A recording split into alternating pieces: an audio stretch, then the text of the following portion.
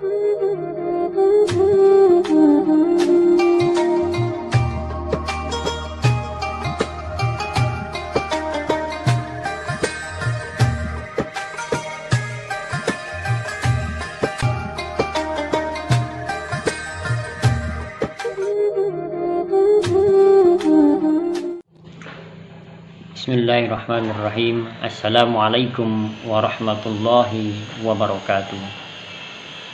Alhamdulillahi rabbil alamin. Khalaqal insana fi ahsani taqwim, summa radadnahu asfala safilin.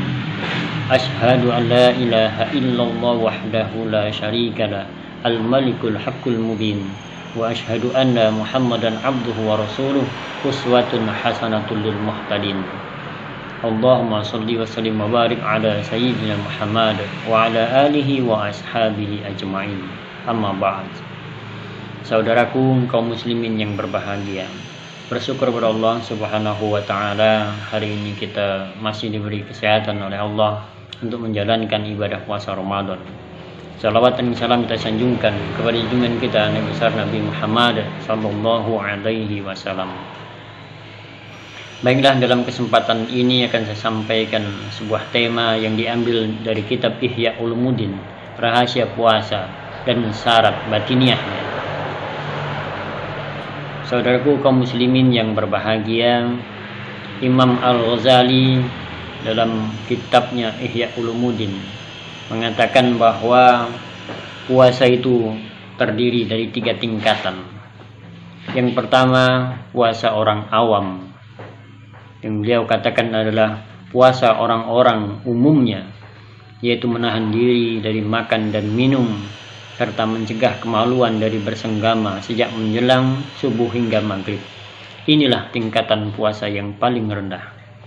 Yang kedua, puasa khusus atau disebut dengan khawas, yaitu puasa yang tidak hanya sekedar menahan diri dari beberapa hal yang membatalkan puasa, juga menahan pendengaran, penglihatan, lidah, tangan dan kaki, dan semua anggota tubuh lainnya dari segala perbuatan dosa dan maksiat.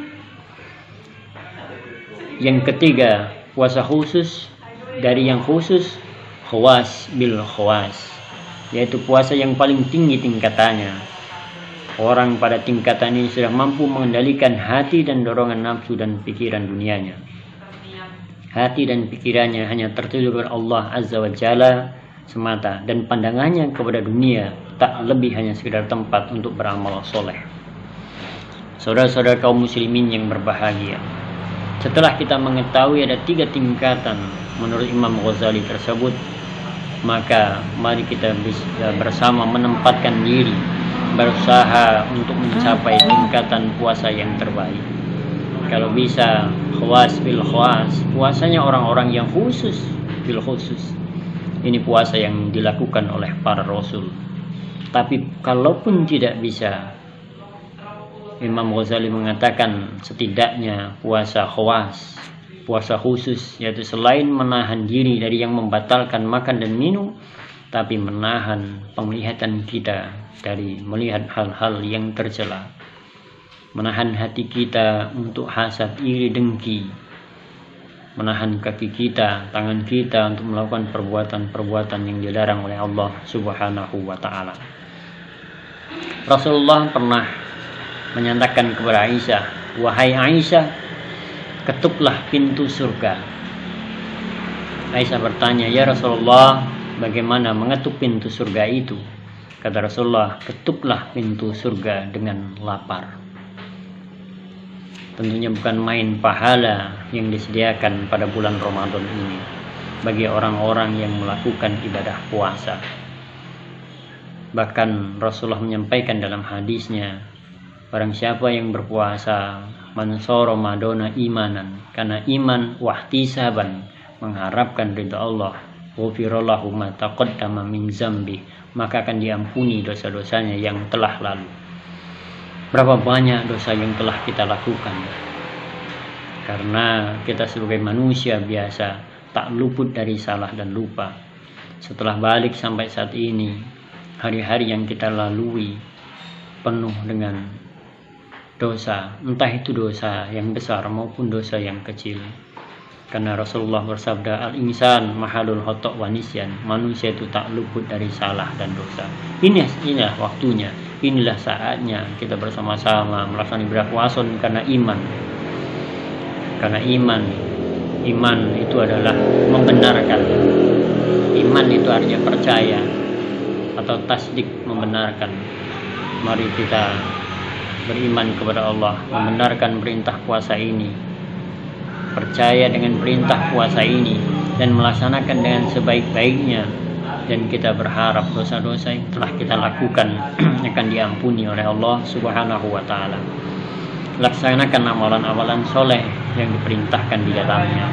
Sholat tarawih yang dalam kesempatan ini kita lakukan di rumah kita masing-masing. Kita hidupkan rumah kita dengan tadarus, kita hidupkan rumah kita dengan sholat tarawih berjamaah. Karena Rasulullah juga bersabda, hiasi rumahmu bi qiraatil Qur'an was sholat. Hiasi rumahmu dengan bacaan Al-Quran dan sholat.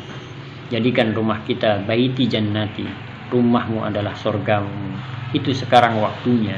Mungkin dalam kesempatan lain kita tidak sempat untuk bersama-sama dengan anak dan istri kita, dengan keluarga kita, karena kita disibukkan dengan kegiatan di luar rumah kita, kultum di masjid dan musola dan sebagainya. Tapi ada hikmah di balik virus corona ini. Di antaranya kita lebih dekat dengan keluarga kita. Kita bisa mengkhatamkan Al-Quran bersama keluarga kita. Saudara-saudara kaum muslimin yang berbahagia, inilah 3 tingkatan puasa yang disampaikan oleh Imam Ghazali dalam kitabnya Ihya Ulumuddin. Semoga kita sekalian bisa mengerti dan kemudian berusaha sekuat tenaga untuk bisa menempatkan diri kita setidaknya pada tingkatan yang kedua, puasanya orang-orang yang khusus, bukan hanya puasa yang menahan haus dan lapar saja, tapi masih melakukan kegiatan yang tercela lainnya. Demikian, semoga bermanfaat bagi kita. Wassalamualaikum warahmatullahi wabarakatuh.